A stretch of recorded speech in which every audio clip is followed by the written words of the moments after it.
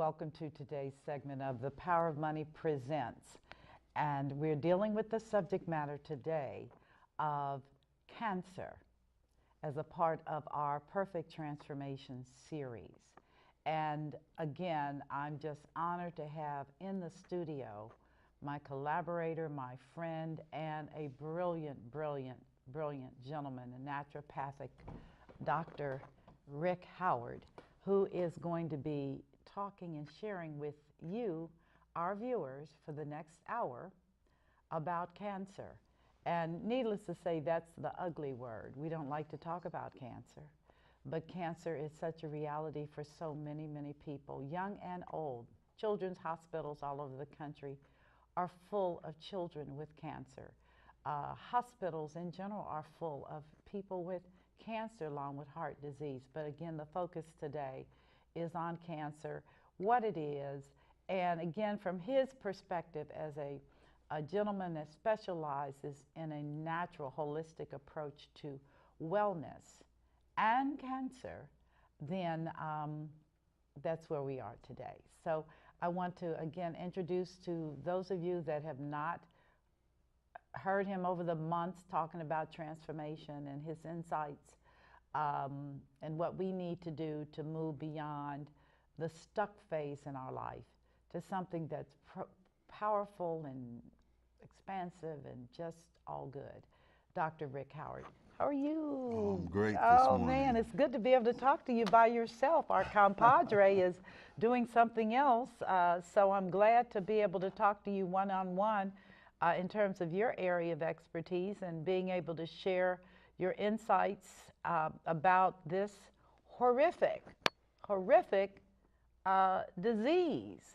So where do we want to begin? I'm going to let you take the lead because I am not a cancer expert. Well, I think as we were chatting before we started, cancer is such a broad topic. It is. It's such a massive you know, to understand the process, the therapies and all that is really would take us a month of shows it would. Even scratch the surface. But I thought today we would kind of get a setting, an overview of what cancer is. And people might say, this is so strange to jump from transformation to cancer. Right. But it's really not. It's really not. No. It's really not. No. And you said something that I liked in the introduction. You said transformation, we were trying to get people from being stuck. Right. Right? To right. move beyond, to move right. to life, right? Right. Rather to life. than being stuck. And so really, cancer is sort of taking that process and retracing life going back to death, so to speak, to being stuck. Okay. Okay. So if you, I want to deal with some, I guess you would say, misconceptions about well, cancer. let's talk about misconceptions, because I'm sure there are many. Well, a lot of people don't really realize, okay, cancer has been said, okay, you've got hypertension, stroke, all of that being number one leading cause of death. But that in some ways is a little misnomer too. Okay. Okay, because we have 50 states. Yes. In 22 of the 50 states, cancer is the number one killer of people, cause of death already. Right now. Right now. Are those highly populated states? Yeah, I think if we had time and had a map of it, it would be interesting because you look all over. New York is very high because it's densely populated and it's an industrial center as well. But Texas is another place that's pretty high. Okay. But now, just for our local market here, Ohio, Indiana, Kentucky. Yeah. Let's just look at the tri-state. Okay, let's look at that. Okay. What does that come out with? The interesting thing is, Ohio, if you live in Ohio, you're twice as likely to get cancer than if you live in Indiana. Well, what about Kentucky? Kentucky is 1/3 what Ohio is. I mean, rounding it off. Okay. Okay. Well, I like that. I'm a Kentuckian. That's where I need to retire. You're saying that Ohio is a state that has a very high incidence. Right. It's if you looked at now incidence, I have to explore this because you know I'm a thinker. Right. So the question that comes to my mind: if Ohio's number one, Indiana is a lagging number two, and Kentucky is a distant number three, is it fair to conclude that because of the high level of industrialization and chemicals in our environment in Ohio, from all the chemical companies, no names mentioned, but is it versus Kentucky, which is extremely rural, agrarian, and does not seem to have the same concentration of chemical companies? Yeah, I think we could safely say we that's could true, safely say right? there's some correlation there. But it's a real complex thing because there are a number of factors, okay, that drive that. And the World Health Organization did a study a few years back about cancer. Okay. Which would be interesting because they say, now this is interesting. Okay. That even though, I mean, people look at smoking, they look at radiation, all these other things. Right. But according to their study, and this was an exhaustive study, they said the number one cause of people getting cancer is food. Food. How you eat. How you eat. Okay, well, that's right up your alley. So I have to take it a little deeper. So when they talk about food, do they delineate the source of the food? Meaning, is it highly processed food? Is it food that's fresh from the farm? Is it leafy greens? Is it macaroni and cheese? Well, I will say broad studies says the more, and I'll put it this way, the more civilized you are, the worse off you get. The more industrial, right. The more, yes. The quicker you die. That's just wonderful. Cancer. I'm going to Kentucky. So the Dr. Burkett, Dennis Burkett, years ago, he did a study on Africans, and he found the African diet was super high in fiber. Okay. They had almost no incidence of prostate cancer, breast cancer, et cetera.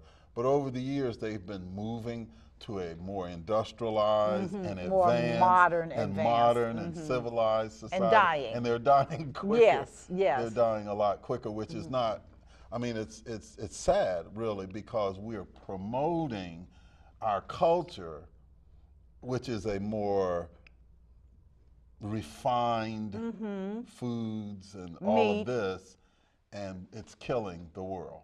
Well, I believe that. Really killing the world. May I ask, is there any data available about China? Well, the China study, right. They did a massive study on the dietary habits and connecting that, and they too found that the more rural areas in China that hadn't been industrialized yet had a tremendously different outcome when it comes to who got cancer and their survival rate. It's interesting because when I lived over there, what I found so bizarre was the young people's adaptation to McDonald's and Pizza Hut. They actually had chandeliers in Pizza Hut store. Like, really? And same thing with Kentucky Fried Chicken. Right. And the older people were very thin and healthy, and the younger people were rather heavier, particularly around the tummy. Well, this brings me to, because like I said, we can get lost in data and all of these things. The broad thing is, for the average person who's thinking about cancer or has cancer, loved one, or scared. A lot of people are, you know, saying, wow, I don't want to, what can you do? What's the cure? And this is the thing that most people ask me. Well, what's the cure for cancer? What do you think of black seed oil? What do you think of? And I will say this very quickly, and this comes to dealing with myths. Cancer really represents, depending on how you're looking at it, from 100 to 300 different conditions. Okay, so there isn't one thing that is cancer. Okay, that's first. So when you talk about cancer, and they'll say, well, you hear this, everybody has some cancer cells in their body. Yes, I hear that all the time. And that's rubbish. That's not true. That's not true. The problem is, it's... Well, where'd that get started? I'm serious. I've heard doctors say that. Let's say this. It's a half-truth. Okay, then give me the half. Number one, the first half is that cancer is a cellular condition, okay? So even though you hear about lung cancer, breast cancer, prostate cancer, colon cancer, these are organs. It's really a cellular problem. So to really understand cancer, you have to understand about cells and how they communicate. Okay. So the one half of it is that any cell in your body can become a rogue cell. So in that sense, now that is something. So in that sense, I guess, yeah, you got, you got cancer cells. The possibility is there. Is there. Right, okay. To become a rogue cell. To become a rogue cell. Now, there's 4 kind of steps in preparing for a cell that's normal to become a cell that's not normal, okay? The first step is called initiation. And, you know, if we had our screen up, we could see for the transformation, you know, what was the first step of transformation? Well, the very first step is I hear voices. I hear voices. And that's really what initiation is. Initiation is when the cell becomes exposed to different sources that changes the dynamic of that cell. Now let me ask you this question. I have to, just because of my background in science. All cells talk to each other. Right. That's how they are their own universe, multiple universes, 30 trillion universes, communicating with each other, giving instructions, receiving instructions, alerting. All of this is going on without our knowledge, consent, or permission. This is what they do, correct? Kinda. Because really, if you put it in that context, and the Bible kind of gives you a perfect illustration. It says in 1 Corinthians 12, it says, even though there are many cells, they all have one purpose. So that is a perfect thing. Cancer, our body is a community of cells. Correct. So if you lived in a gated community, which we're gated, right? Yes, we are. We got skin. We got boundaries. Yeah. So we're skin is the fence. That's right. So it's a gated community. So there are rules within the gated community. Okay. Okay. So each cell has a copy in itself of what the rules are. All cells. All cells. Well, that's good. So when you think about it, initiation, you and I are cells. We're different, but we're the same. Right. Because but I have a different assignment. We have a different assignment. Right. We live here. You're in your space. I'm in my space. Right. We're good. We're good. Okay. I go up here. I say, oh, I'm in her space. I better come back to my space. Right. There is literally a protein, and there's something that connects this each person, and it's called fibronectin. And it's what connects us, even though we're separate cells. Right. It still knits us into the same community. That's something. So Fibronectin. Fibronectin. That's good. That's good. That's good. It connects us together. Okay. So we're even though we're separate, we're still connected. We're still connected. Yes. Okay. So my God, that's amazing. It is amazing. I'm serious, right? Because we are made in the same prototype. We're made by humans. And so the interesting thing is this: the first stage of the cancer initiation of the normal cells is something comes to me and says, you know, I'm not sure about living next to Michelle. Maybe we shouldn't be so connected. So it secrete this stuff that gave me that idea, maybe this radiation. It could have. Okay, or chemotherapy. Notice what I'm saying. Okay. Chemotherapy affects the cell in a way that the cell is going to naturally break the connection between you and me. Oh, no. Radiation. I know radiation is going to break the connection. This fibronectin, it breaks it down. Whoa, so it says, yeah, I see you, you know, but I don't need to be a part of your world. Anything that is initiator, they call it. And we're kind of deep in the weeds here, but we'll come out. We'll come out. Okay, we just laying foundation. Anything that is an initiator is something that directly talks to that cell and affects the cell's DNA. Individually.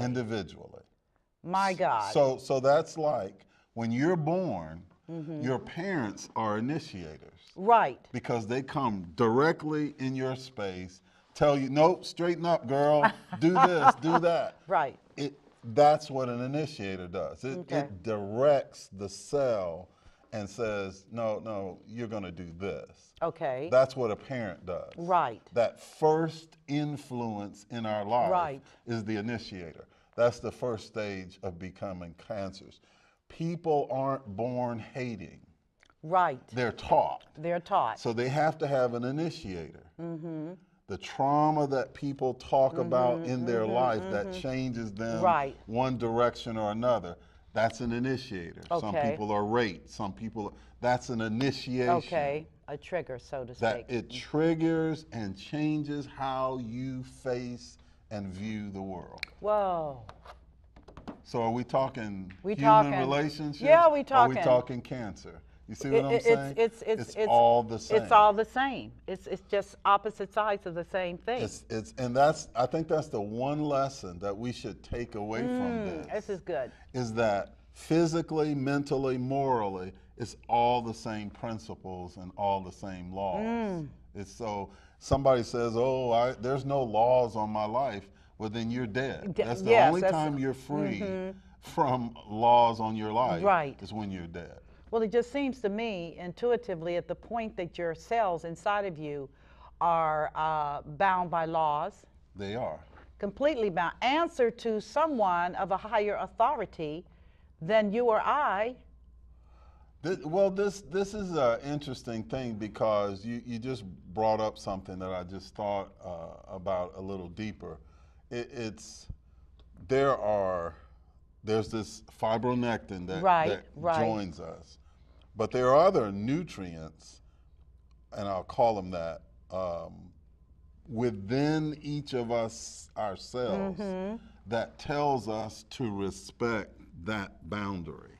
Okay. It naturally says, okay, you're growing, you're in Michelle's space, don't get back. You can't grow anymore. Right. So when there is no more space, when there is no more extra food, I stop growing. You I stabilize my growth at this size. I'm not going to grow anymore. Right? Right. Because now I respect the boundary that I have next to you. Cellular law? Cellular law. Jeez. So wow. Wow. What happens when somebody comes and breaks into your house? Well, my house? you're going to get shot. Okay, well. Okay. Okay, no, okay. no, okay. that's good okay. because there are defenses. Okay, I was going to say if you violate. That come up. Yeah. But suppose you invited me to your house and I didn't respect your boundaries. See, that's that's something else. There's that's something else. Uh-huh. There is a second staging. We had an initiator. Right. Now, somebody who's not native into your environment or doesn't have the direct impact, but it's just, hey, I'm glad you invited me over. Blah, blah, blah. That's called a promoter. In the cell world, that's called a promoter. Yeah. So he self-promotes. He self-promotes for his own advantage. For his own advantage, which is what promoters do. Right. So the cell says, you know, you look like a nice kind of guy.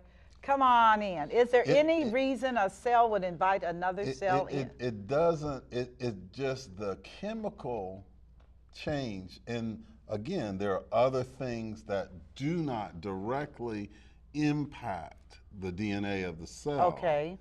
But like someone's exposed to Agent Orange. That's serious. So that does not change, but the difference is this.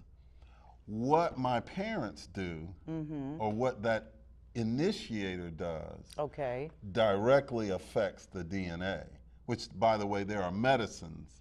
If someone is giving their child sickle cell medicine, it's designed to change the DNA.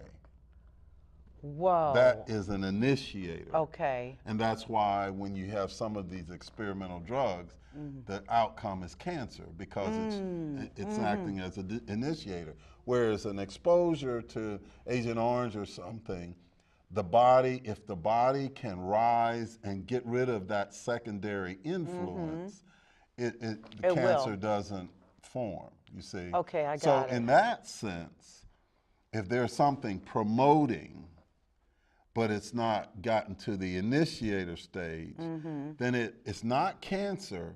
What is it? But it's in the... Like a tumor? It could be a tumor, but it's not even that. It's just thinking about it. It's considering it. Because I have to believe, in fact, it's a fact. Cells are higher thinkers. Right. They're reasonable, rational. According to the laws that's built into the DNA. Right, right. So that's really the whole point of the DNA, is it has the coding, it has the laws. It says, grow this far, and that's it. And then the influences that affect it says, stop, don't do anymore. That's it. And in fact, when you have the next step is when I'm considering what you said, the next stage is called progression. I'm transforming. You see? The rogue cell or the healthy, happy cell? The healthy, happy cell who has taken this initiation and then listened to promotion now begins considering. Oh no, oh no, oh no. Maybe. And they call that progression. Progression. See, transformation is more than mental, it's literal. Okay. So again, you have cancer cells in everybody has, no. Cancer is not a disease in that sense. Cancer is a transformative process that your body goes through. But why? Okay. Why? So here's the thing. Let me give you this last stage, then we'll go back to that. Okay. Okay. So we've got an initiator. Initiator is any substance or circumstance.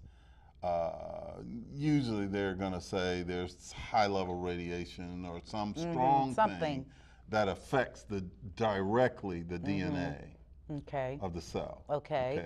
Tells you, hey, I think there's a mistake there. Yeah. You should be this rather than this. What you were made is not right. Okay. Whew. That's amazing. That's something that that's the message that cell gets. Right. Now there are other things like hairspray, fluoridated water, underarm deodorant. They just say, hey, you want to go over here with me? They're promoters. They're promoters, right. Okay, so that is, an initiator has a strong impact on the cell, and the cell is like days and changes. Right. The promoter is just like, no, I'm not going to listen to you, you know. Yeah. And it has a potential for changing, but it doesn't necessarily create that change. Unless the cell is inundated with lots of promoters. Exactly. See, I knew you would get it. I would get it. I got it. The whole it. thing is the promoter is okay, well, I'll see you later. But then come back. I'm coming back. Hey, I met you yesterday. Yeah. Can we talk again? Yes. How many repeated times do you get that promotion before you say, okay, yeah, I'll go over here and see what you're talking about. Okay, so that's why the healthy lifestyle is so.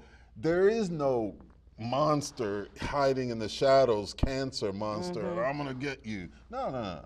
It's really my day-to-day life, my day-to-day exposures to things, repeated exposures, repeated letting my guard down, that sets the stage for normal cells to become cancerous cells.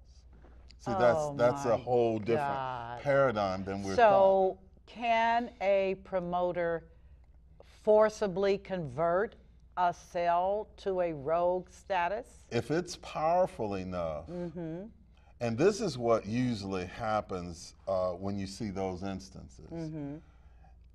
If my grandmother had cancer, you know, and my grandmother, I remember seeing her just inundated with this stuff, brain cancer, and it was the breast cancer that had moved to the brain. And my mother actually had the same thing, even though she got past the brain cancer and then later on got breast cancer and would have gotten past that except the treatment and all that.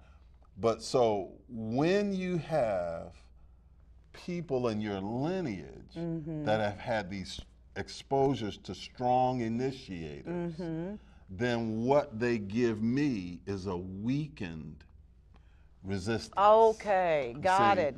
So now I'm still normal. But I'm in that contemplation phase. I don't know that I'm in that contemplation phase. And then I expose myself to a promoter, and I'm out. You see? Out. It didn't take an initiator for me because I was already thinking about it. My immunity was down.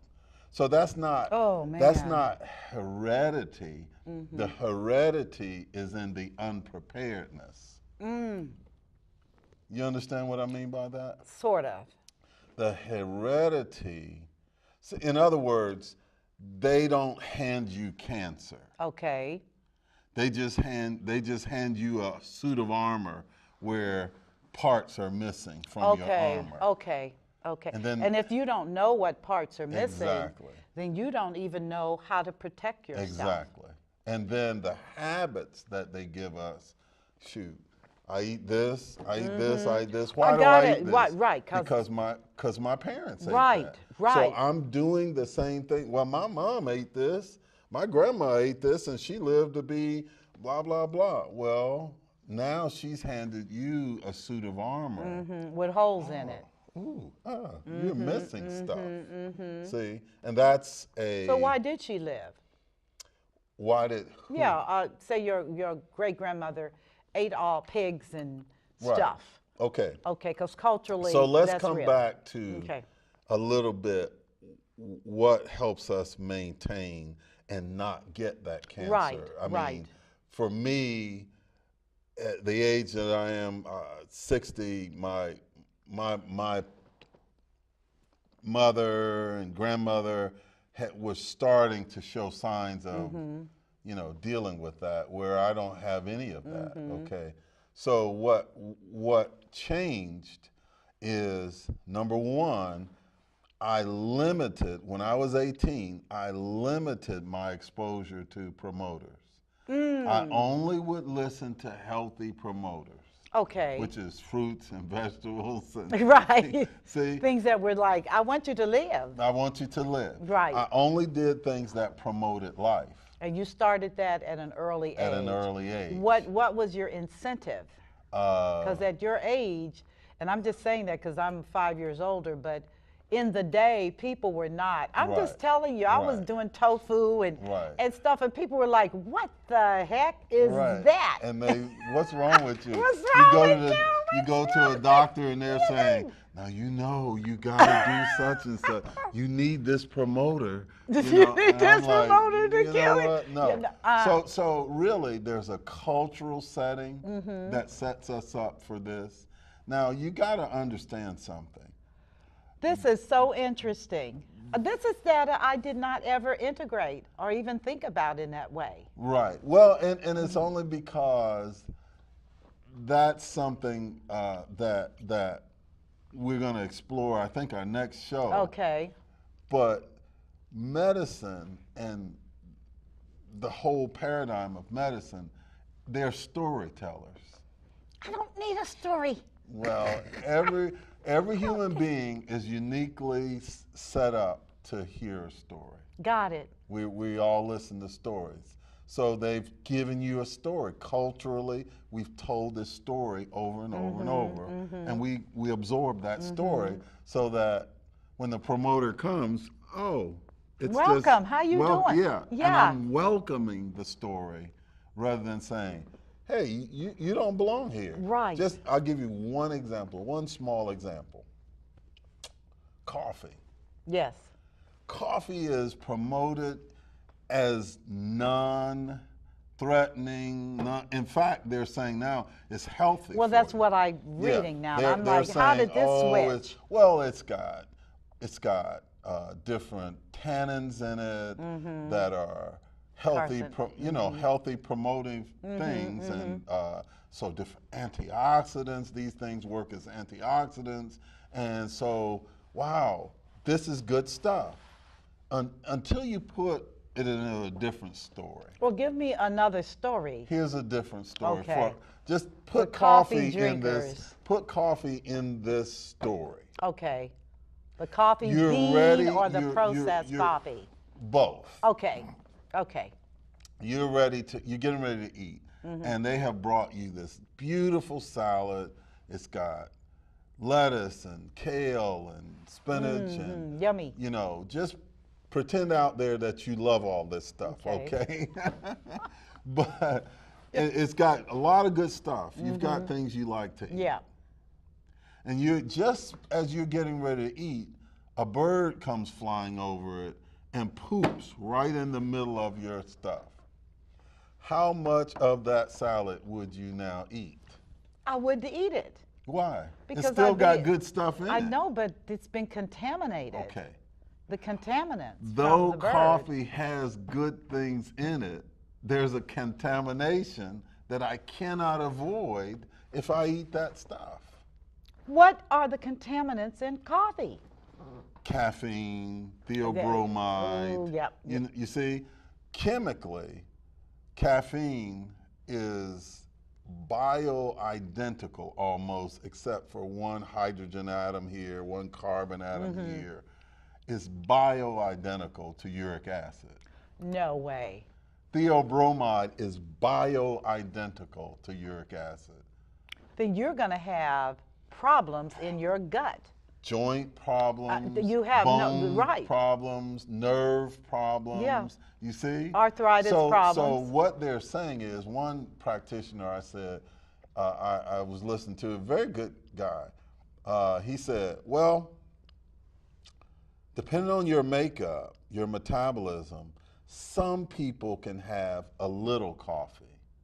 He says, but as soon as you get to this point, you can no longer have it. So what is he saying? He said, because then it will start doing bad things to you. So that's saying you can have a little bad as long as you do it in moderation. Haven't you heard that story? Yeah, that's How called much crazy. poison can you take in your system before it becomes detrimental? How do you want to even see? Whew. You see? I do see. So I think all the things that promote, and like I said, we can get lost in the weeds here, but I'll just mention this. There's a process that the body has that's called autophagy, and I think I've mentioned this to you before. Autophagy is the body's recycling process. Okay. In other words, I've eaten something and it didn't get fully digested, or it had a little craziness in it, and it had some of this over here in it. So I say, you know what? My body says, that wasn't the greatest, Rick, but okay. So just don't eat anything else. And let me flush this out. Let me sort this out. So autophagy means it is how the body is built into recycling the waste that I didn't eat, the parts. So what happens is, if I eat this big meal and then give myself a space and time, and I don't eat anything else. Right. What about drinking? No drinking. I drink water. Okay, pure water. Maybe half hour after I've eaten, 40 minutes, I drink plenty of water in between the meals. I do not snack. I do not eat 6 small meals a day. I do not do any of that. I just go ahead and drink water. So what my body does through this process called autophagy is it takes these scraps that are left over in the body, and it says, oh, I can use this. I can use this right over here. So it takes this and uses it and plugs it in over here. Got it. Then it takes this, oh, yeah, I like that. And it uses over here. And this stuff, it says, oh, no, we got to get rid of this. So it sorts out the mess. Okay. Now, while I'm not eating, I say, wow, I'm gonna go and exercise. Okay. What does exercise do? It calls for a need for more resources. Right. So the body says, wow, Rick is calling for more resources. Oh, I got some scraps over here left. Okay. So I'm gonna take these scraps and give it to him. So now my body becomes more efficient at using scraps. And I don't have the scraps laying around to rot, decay, and weaken my system. And now, by the time I eat that next meal, it's saying, okay, now I'm ready to process what you're That's amazing. I'm ready if to people, you know what? If people knew that process, I believe more people would exercise. Yes. I absolutely, but because there's no connectivity. Right. Because who's going to tell you this? The story is not being told. The complete story is not being told. And that is major because most people, I believe, most people want to be healthy. Most people I don't think it's an abstraction. I think this is really what they want. But if you can't get the whole and complete story, then you're going to make incomplete and poor decisions that have consequences. Yeah, I was going to say it leads to something. Yeah, it leads to something else, including in the worst case scenario, cancer. And that's really what cancer is in most people. That when you finish that autophagy thing, you eat a meal, then you don't eat anymore, and you drink water. Now, the second meal you have, you eat, and you've got to do it a number of hours before you go to bed, because then the body won't do its work. So there's this, what they call intermittent fasting, which means after that meal, hours before I go to bed, I don't eat all night. In other words, you don't go to Wendy's at midnight and start eating again or whatever. You have to give this period of fasting until the next morning, when you what? Break the fast. Break fast. See, you break the fast. So it gives the body the organs a chance to release the toxins. And then they're flushed out. And they're flushed out. So there are no waste elements sitting around rotting. That means you've created an environment where cancer cannot form. There's no voices saying blah, blah, blah, blah, blah, blah. You're no promoters. See? What does the body do with promoters through all of these different environmental and bad food scenarios? The liver is the genius, really, for breaking that down. First, there's something called cytokines, and they are communicators. They go up, yeah, that's Michelle. Okay, she's okay. Then, okay, who are you? Tag it. The body tags it. Oh my God. And then it says, oh my God. I'll be back. I'll be back. And then it goes and tells these macrophages and the leukocytes and all of these other things that they say, excuse me, sir, do you belong here? You don't. Show me your ID. Yeah, show me. Oh, I see you've been tagged. Oh. That's a problem. You have to come with me. You have to come with me. They literally eat those things that don't go there. They literally, if it's undigested food, the leukocytes have sacs in it with digestive enzymes that finish digesting the undigested food. But if it's something, then the macrophage eats that and it takes that away, and then the liver disposes of that and detoxifies it. So there's stages to the liver's detoxification that pump that out. So let me not interject, but I do have to ask this. So when a person has liver cancer, it just appears like their demise is fairly rapid. Right. And is that because the liver cannot efficiently break down these toxins? Right. It's almost like the Dead Sea where you're taking in stuff. Yes, and there's nothing. And there's nothing coming out. See, the real thing is the liver breaks this stuff down, then it passes it to the kidneys to take out. That's why the kidneys usually get so much junk. Yeah, abuse because it's supposed to handle this stuff, and the liver has the ability to regenerate itself, but the kidneys do not. Right? Well, I will tell you just, for those of you watching, Michelle doesn't drink, I should say past tense, because I'm on such a different life now. But it was Dr. Howard that told me, you better deal with your kidneys. And I was like, really? And you know, Michelle, I don't like what I'm seeing. And there was a consequence. I wound up getting kidney stones. Thank God, that's all I got. But it was not pleasant, and it was not funny, and it was a red flag to tell me you're not in order. And of course, we do know that there are millions of people that are now on dialysis. Well, we're dealing with cancer today, but this issue of all these people whose lives are altered permanently. Well, people talk about, like I said at the beginning, they're saying what can kill cancer? What's the answer? And I say, really, the best answer for cancer is don't get cancer.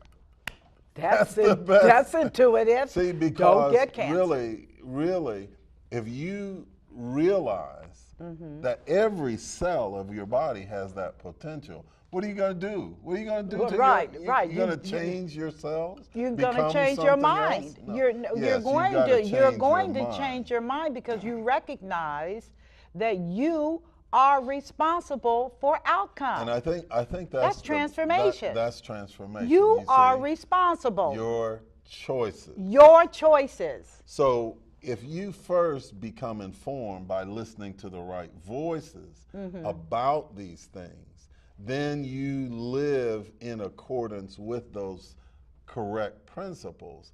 No, you don't have to eat boringly. No, you don't have to do crazy things and eat juice 12 gallons of juice a day. Not too much sugar anyway. No, you know, the thing is, begin to understand your body first and foremost. Most people don't know, where's your liver?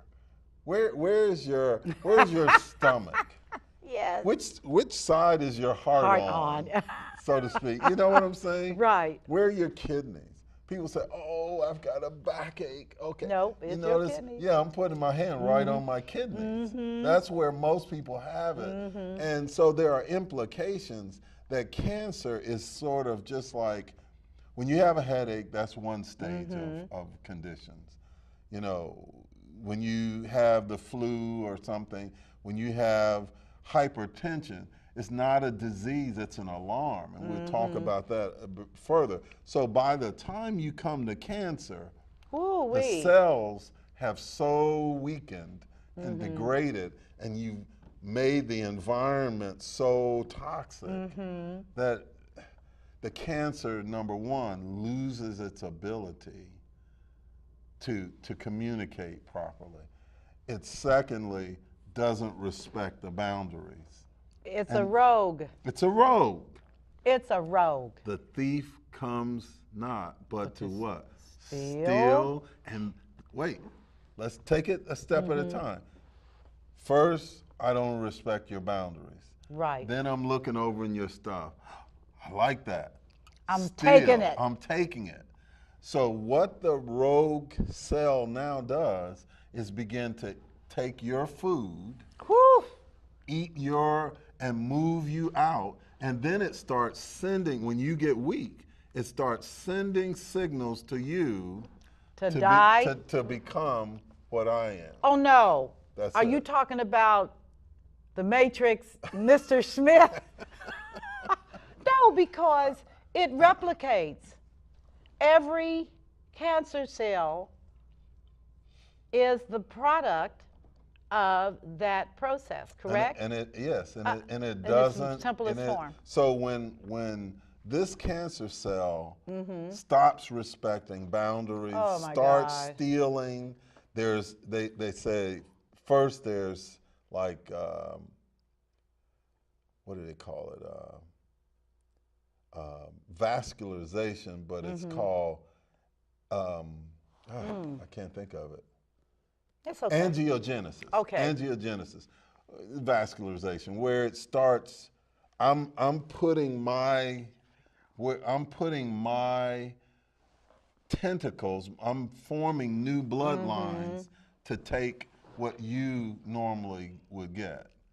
And they do that by actually because the cell membrane is very, very, very difficult to penetrate. So how is it able to penetrate? Starts squirting you with stuff. Oh to no! To break down the membrane. Yes. Oh my God! It starts just. This is absolutely. So then now it makes little holes, and it says, okay, now that she gives me this hole, now I can grow. I'm going in. I'm going to just take this territory until then it starts spraying you with stuff, so you start doing what it does. And that they call what? Metastasis.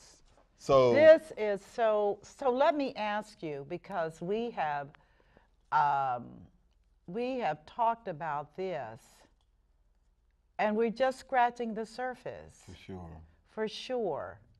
But I think the real takeaway from this conversation is, as you said, don't get cancer. Yeah. Yeah. Because despite what the prevailing Western medical perspective is, you can control outcomes when it comes to your body based upon your choices. Well, I think the problem is once people start, you're told a story about it. You know, oh, well, if you get cancer, then you got to do this, and you got to do this, and you got to do this, which are the prevailing story is that I need to poison myself. I got to kill myself. in a greater way. And hope that I live. Hope that I live. Hope that I live when the statistics say no, you don't live. Yeah, you really don't live. And if we had time to understand how they calculate those statistics, it's really kind of a skewed thing. Right? I'm sure it is. I'm not happy about that. So the problem is, once you start looking at the things that are carcinogenic, in other words, cancer causative, then you see this mountain of things, and you're overwhelmed with, at the last minute, how do you deal with this mountain of things? Right. Okay, there's fluoride in the drinking water. There's fluoride that affects the thyroid, that affects this, and your deodorant has aluminum chlorhydrate, and you've got this, your nonstick pans are toxic. Yes. Hot water in a plastic bottle. Oh, come on. You know, you see what I'm saying? Yeah. Microwaving, breaking down this thing. And microwaving, like I said, is not the same as the radiation that you get from the sun but and the others. problem is that the way you prepare that food, it breaks down the enzymes that you need to digest the food properly. And if you don't have that, it's almost like eating paper. Well, I always view it as akin to eating paper, which is why when I share with, in fact, a young lady said this yesterday when I was talking to her, a nurse practitioner. She was just doing my vitals. And she made a comment. She said, you eat very, what'd she say, Spartan. I said, no, I don't eat in that way. I eat very lavishly. I love my greens. I love my fruits. I don't do juices. I said, but it was a process that started when I was very, very young. And I said, now I trained my children that way because I knew that, as you said, everybody can't be right. Yeah. And when I looked at all the people that are dying, and it's not just dying, cancer causes so much suffering. Well, in the 1930s, I think it was like 1 in 21 people got cancer. Yes. Now it's approaching, they're saying by, I think, 2020, it's going to be like 1 in 2. 2020, 2025. That's too high. That's too well, scary. That's ridiculous. That's absolutely ridiculous. Yeah, and they're saying by that time, cancer will become the #1 killer. And all it's really saying is our society has become so toxic in its lifestyle that everybody is dying. That's all it's saying. Cancer is not some strange disease that running around, but you get these things because now that I've overloaded my body with toxins, with junk, I don't even understand the reactions that my body. Normally, if somebody pinched you, you say, "Oh, don't pinch me." Right, I feel that. But now things are starting to happen that we don't even understand. Why? You know, I had a client, 11-year-old, I think he was, maybe he was about 22 months, something like this. And he had like 11 seizures within 2 weeks. Okay? Oh my God. And basically the doctor just gave him some little stuff and said, take him home. He live with it. Yeah. And so this kid was just like a little ghost walking around. I had to put together so many herbs and nutrients to help him, but the change was instantaneous. Really, that quick? He stopped, yeah, I mean, because he was just walking around like a little zombie. And within a minute, he was running around, he was doing this. But we can't see that paradigm is how we need to live. We're to get back to normalcy and then learn how to live properly. So we learn how to live a lifestyle that will not invite cancer. Because once you invite it. Oh my God. It's a takeover. Yeah, it's a takeover. This is a takeover. It is a takeover. And you know what I find so totally bizarre is that this is a disease that kills its host. Well, it just shows you certain things are not smart, right? I'm like, how you gonna kill the thing that's giving you sustenance? But here's the point, and that's that we talked about this the other day. But here's the thing. Yeah. If if I if I decide that I have one purpose, Okay. and one purpose only, Okay. the thief has no other purpose but to steal, kill, and destroy. And it's going to do that and do it. That's its only purpose. Its purpose is not to try to cling to life. Right. Kill, steal, and destroy. That's the only purpose. Your normal cell purpose is to promote life, to obey the laws. It has boundaries. Your skin cells are supposed to die after a while. They call it apoptosis. Right. The red blood cell has 120 days. And then it's got to die. Because they're constantly renewing. So you're constantly Isn't that amazing? It is that life. is so what life is about. Well, your roses, how long do they last? Well, they last a season, and then that's it. And then they go, and that's it. And I use the petals. Right. Yeah. So to me, that teaches you that to everything there's a season and a time to every purpose. And that. So what cancer is something that has adapted a philosophy, if you will. that is not for life. Nefarious. Yeah. Nefarious. It's not for life. Right. So I think that for people wrestling with this, yeah, there are answers.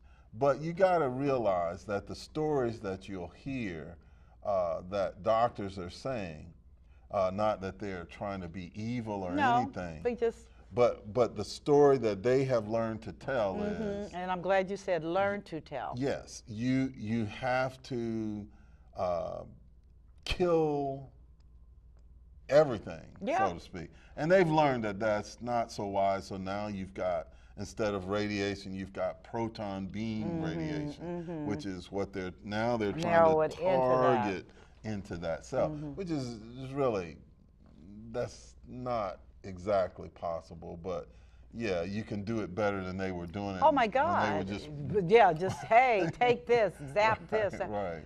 You know, Dr. Howard, time is wrapped up, and I want to kind of give a summary to all of our viewers that have been watching. This gentleman is fascinating. What is your telephone number? Oh, the best number, my office number is 513-5. I was giving you my cell. Yeah. The cell is 513-571-9210. My office is 513-755-2019. Okay. Can you repeat that just one time? Yeah, my office number is 513-755-2019. Excellent. And for those of you that have been watching attentively, because this is such great information, extraordinary information that you will not find often, be aware that this thing about cancer, which is incredibly complex, and you'll hear it over and over again, but it does kind of seem to fall into the category of take care of yourself, eat properly, sleep properly. Yes. As he taught me, 9 at night to 1 in the morning, critical. Time for your body to heal and regenerate. Stay away from processed foods. Why? Because it can't be metabolized efficiently or properly, and it does tend to create acid. We already know about coffee, and yes, it's addictive, and that's by design. And again, just to conclude today's segment, live life richly, powerfully, and abundantly. I give you myself as an example to let you know it can be done. At 65, moving rapidly into 66, I have never felt this great in my life. And I'm going to keep it that way. So on today's segment of The Power of Money Presents, Perfect Transformation with Dr. Rick Howard talking about cancer. I send you love, I send you peace, and I send you hope today. God bless you, and we'll see you later. You take care. Bye-bye.